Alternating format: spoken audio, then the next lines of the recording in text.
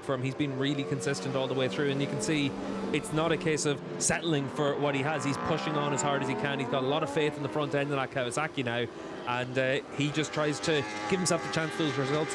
Further down, just to look at Michael van der Mark as well, less than a second between him and Andrea Iannone now with 2 laps. Race 1 of the 2024 Pirelli Emilia-Romagna round gets underway with a flying start from Remy Gardner from 3rd on the grid. Good jump as well from Alvaro Bautista. Challenges to the inside line into turn 1. He's already alongside teammate Nicolo Bulega, who's got swallowed up and is going backwards. Gardner leads. He's hit the front end of Razgatlıoğlu. Bautista and Bulega still scrapping it out over 3rd position. Decent launch initially from Andrea Iannone. He's up to P6. Locatelli also coming through on Alex Lowes, who's down to 7th, with Sam Lowes now for company in P8. Alex, I think, has got back through now on Andrea Iannone. Axel Bassani charging through the order as well. Yeah, it looked like we had a rider down in the background. It might have been Michele Pirro at turn 4.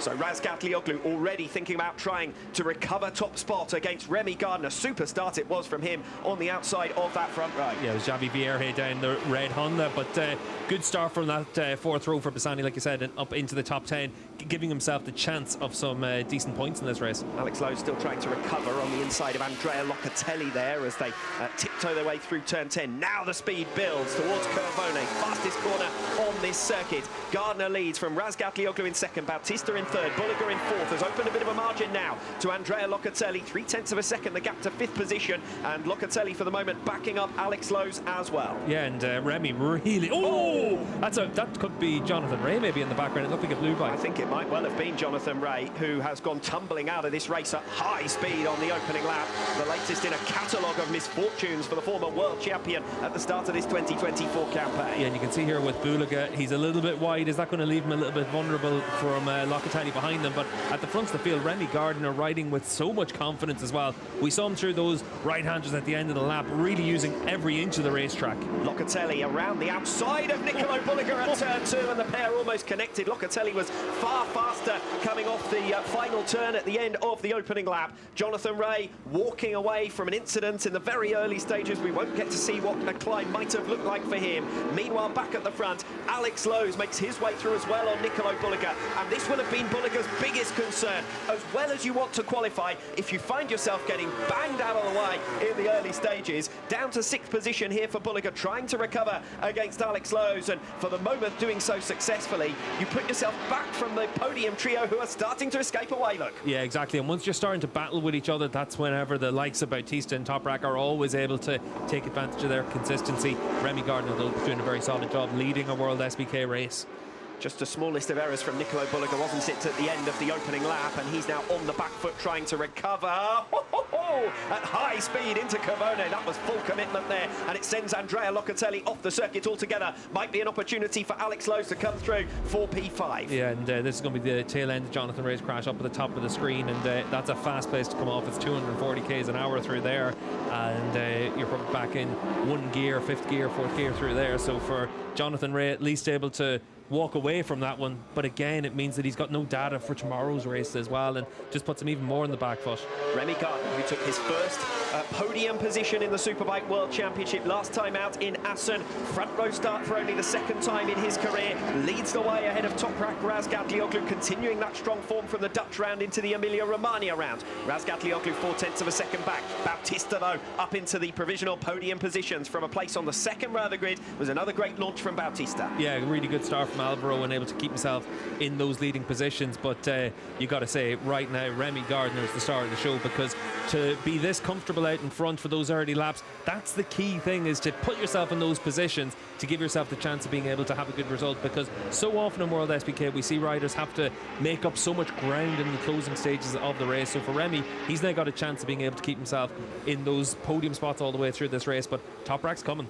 Bautista's dropping back from Toprak Razgatlıoğlu as well. Might well be content to play the long game, but he is going to have Nicolo Bulega right on his tail. Bulega closing on Bautista, Razgatlıoğlu closing on Gardner. 2 races in 1 at the moment in those podium positions. Nose to tail for top spot as they come through Curvone. Gardner needs to get it absolutely spot on here, or into Cara, the slowest corner on the circuit. Razgatlıoğlu might be close enough for a jab, not for the moment at least. Bulega not close enough to Alvaro Bautista either. Interesting there to see Bulega on the number 11 machine actually pulling a little bit of a wheelie between turn 13 and then getting on the brakes in 14. So he's impatient to get through on Alvaro Bautista.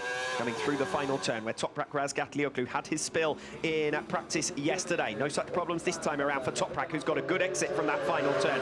On to start another lap. He's already up alongside Remy Gardner in towards turn 1, but can't quite outbrake him. Gardner will have to be cautious not to lose the position into turn 2. He covers the line quite nicely, but for the moment, it's all defence for Gardner. Toprak Razgatlıoğlu on the attack. Let's just remember about Remy Gardner, though, a Moto2 world champion, a rider that was able to make the difference in a series that was all basically about being on the same package with the Calyx bike back then. So for Remy Gardner, we know how good of a rider he is. He also knows how to win races and world championships, so he's not going to be phased by having Toprak chasing him down. Few fastest lap of the race from Toprak Razgatlıoğlu, 1 minute 33.681 there on lap 3, and Toprak's making his move down the inside of Remy Gardner. We're riding on board with Nicolo Bulega as Razgatlıoğlu takes the lead of race 1 of this 2024 Pirelli Emilia-Romagna round. And let's see what Toprak's pace is now, and if Remy's able to go with him. Like I said, comfortable in the first few laps for Remy, and now's the point of the race where you have to start being able to go with those riders. But it has been really promising for Remy, front row of the grid, leading those early laps.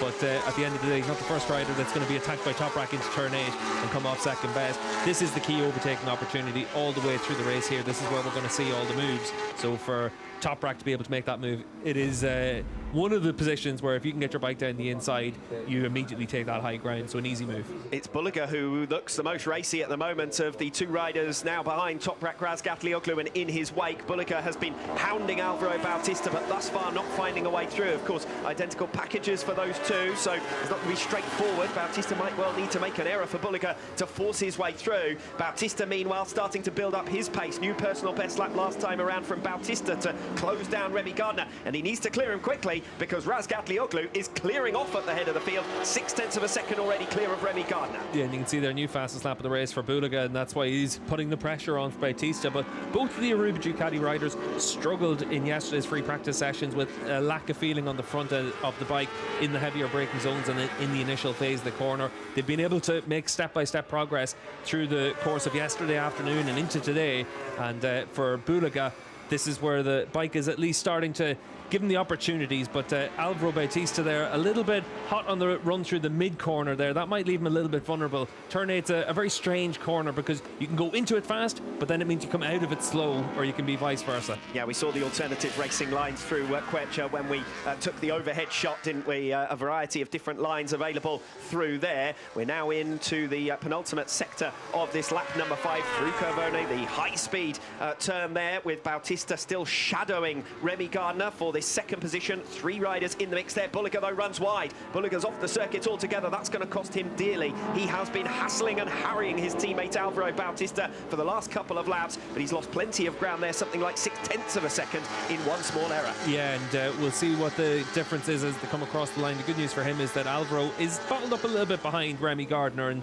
Remy's still able to put in 1 minute 34s. Last time around though, it was back into the low 34s there for Remy, so he's still got the same pace as the riders around him. And we suspect that Alvaro Bautista could run this kind of pace quite deep into the race.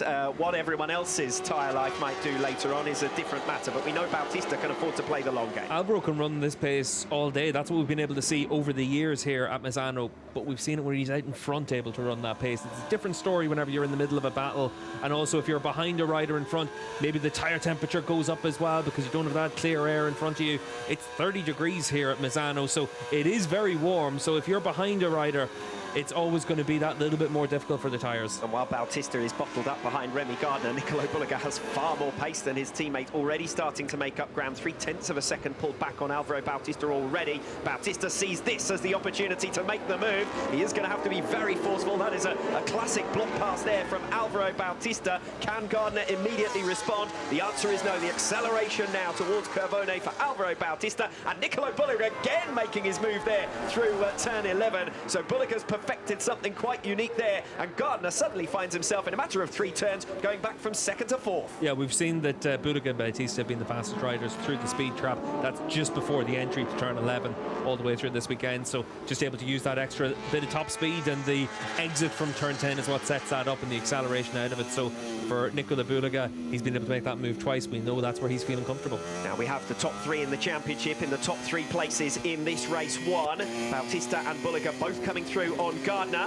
Bulega, the fastest man of the lead trio last time around, despite that overtaking manoeuvre, with a 1 minute 33.9. But Toprak Razgatlıoğlu more or less matching that pace with a new personal best last time around as well. Obviously, the top three is going to be the interesting thing. What happens with Remy Gardner now? If Locatelli, Lowe's, Iannone and Lowe's are able to get back towards them as well, you could have a decent scrap there for that fourth position if Gardner's not able to get himself back in the mix with the Ducati riders. Just to say as well, Michael van der Mark up inside the top 10, with van der Mark having started from the 6th row of the grid, so he's recovered well from a super pole crash. Nicolo Bulega spent 2 laps shadowing Alvaro Bautista before an error that sent him off the circuit altogether. He has recovered that ground now and once again is right on the tail of Bautista. Tried to find a way through into turn 8 but wasn't quite close enough. Could he spring his move down the inside of turn 11? I don't think he's going to be able to do it against another Ducati, but he's certainly lining himself up for it, isn't he? Runs in wide, now with the cutback. It's Bautista versus Bulega, the number 11 who's already made 2 passes here through Curvone. He's not going to be able to do it against his teammate Alvaro Bautista.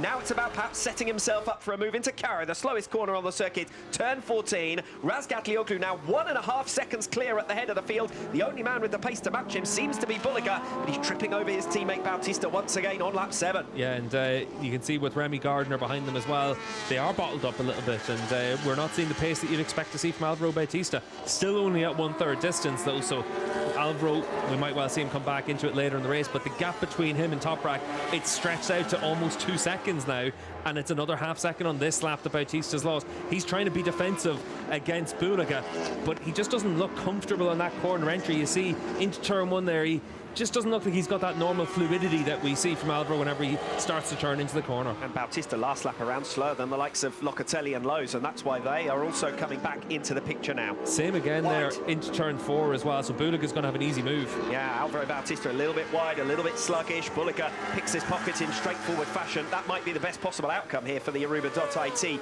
Ducati factory, because Bulega can now start thinking about hunting down Toprak Razgatlıoğlu, and we wait to see whether Bautista will find some pace later on, or whether everyone else's will drop more dramatically than his. But certainly for the moment at least, if things were to stay as they are at present, we'd have a BMW leading the Riders' World Championship. Yeah, it's interesting though, because you can see there on the trail braking zone, Bautista doesn't look too bad. He runs a little bit wide in through turn 10, but it's in those upright braking zones and that initial phase of getting onto the side of the tyre, he looked to be struggling in sector 1. But it's always different whenever you're the rider in front and now you're the rider behind, so we'll keep an eye on Bautista and what he can do. Andrea Locatelli faster than Remy Gardner for a few consecutive laps, 0.2 of a second per lap, and at this stage of the race the fastest Yamaha out there. So Locatelli with an opportunity quite soon to get through on Remy Gardner and try and hunt down those podium places. That will be a real fillip for the number 55 after a very disappointing Dutch round last time out. For the moment it's Remy Gardner holding station in that 4th position, so we've got the 2 Ducatis in 2nd and 3rd of Bulega and Bautista. We've got the 2 Yamahas behind of Gardner and Locatelli, and then it's Alex Lowe's rounding out your top 6 as Locatelli really almost goes up the back of Remy Gardner there in towards turn 1. Last time around, Toprak the only rider inside the 33s with a new personal best. Bulega obviously made the move on Alvaro Bautista, and he was about 1/10 of a second slower than that, so we'll see if on this lap with clear track in front of him if he's able to close down the gap to Toprak. And while you're going through the times, worth mentioning Alvaro Bautista with a 1 minute 34.9, so a second loss to Toprak Razgatlıoğlu. The gap is already 0.8 of a second to Nicolo Bulega, 2.6 to top spot and Toprak Razgatlıoğlu. Yeah, and Alvaro, like I said, it doesn't look comfortable out there, but it is a long race here, and he's had so much success here in the past that we'll wait and see if it comes back to him. But as it is right now, it does look like it's just starting to stretch out at the front. And Locatelli and Lowe's sitting 4th and 5th in the championship. Lowe's ahead of Locatelli, and this is another good point scoring finish from Alex Lowe's, once again inside those top 6 spaces. Yeah, and it's only that crash in Assen in the slightly drizzly conditions that came on that's been the blot in the copybook for him. He's been really consistent all the way through, and you can see it's not a case of settling for what he has. He's pushing on as hard as he can. He's got a lot of faith in the front end of that Kawasaki now, and he just tries to give himself the chance for those results. Further down, just to look at Michael van der Mark as well, less than a second between him and Andrea Iannone now with 2 laps to go. Not sure he's closing fast enough though. He's been chipping away, but it's been laps where Iannone's been able to recover a bit of a margin as well. It's not consistently making up enough ground, I don't think, but I've said that before and been wrong, haven't I, about a BMW, so we'll give him a chance on these final 2 laps. Well, on the last sector there, van der Mark's made a small mistake, and that's actually given an extra half a second to Iannone. So that does look like it is going to be the battle done, and Van der Mark with just under a second and a half now to try and make up. And Lowe's has also dropped back ground in the second half of that last lap, so 9/10 of a second now. His gap to Andrea Locatelli in 4th position. Does look like all the places now have stabilised. In fact, the latest split, everyone right the way down to 17th and 18th position is covered by at least 1 second, one rider to the next. Yeah, you can see into the Toprak side of the BMW pit box there as well, and a few worried faces, but I'd imagine that's just the accountants department there for Mark Bongers that's been on the phone to him, because they've got a rider now with Toprak that they expect to be able to do things like this, to win races in Ducati's home ground, places where Alvaro Bautista has been so strong over the last few years. Toprak just brings that confidence to a team, and he's got a lap to go after this one, and he just looks so composed on the bike. Even when the bike moves around as much as it does underneath him, he's the rider that makes the difference. Yes, you've got to hope that when they were setting the win bonuses, they were more optimistic of Toprak's chances than many up and down this paddock, because he was moving to a manufacturer that was in the bottom 2 in the Manufacturers' Championship last season. He's turned things around for BMW and looks set to become a championship leader. Yeah, once Toprak got onto the bike, we could see that it was going to be okay for him. He was going to be able to ride it like he needed to. But this time last year, it was Misano, whenever it had all been confirmed, this was the first round back for Toprak to talk to the media about leaving Yamaha, going to BMW. And obviously, the contract and the status that came with it was important. BMW had to go big with the contract, and at the end of the day, their faith in Toprak being the difference maker has been rewarded up to this point. Bad news for those following Tito Rabat's progress. He has gone down and is out of the points. It was looking good for his best result of the season in P12. So that's going to promote Garrett Gerloff, Michele Pirro, Michael Ruben Rinaldi and Scott Redding into the last of those points-paying positions. A couple of names down the order there, Rinaldi and Redding, who would really have, in past seasons, become accustomed to much more. 2 former factory Ducati riders on the Aruba official team, and they're now scrapping it out for points at what had been one of the rounds, but they always expected to come and be competing at the sharp end. Yeah, just goes to show you don't want to be moving on from the Ducati factory team, do you, in any hurry? Michael Ruben Rinaldi stepping to independent machinery this season. It has not worked out for him with Moto Corsa, and Scott Redding struggling is going to pick up just the last points-paying position. Into the final sector now then for Toprak Razgatlıoğlu. This, where he had his spill yesterday, safely negotiates the final turn.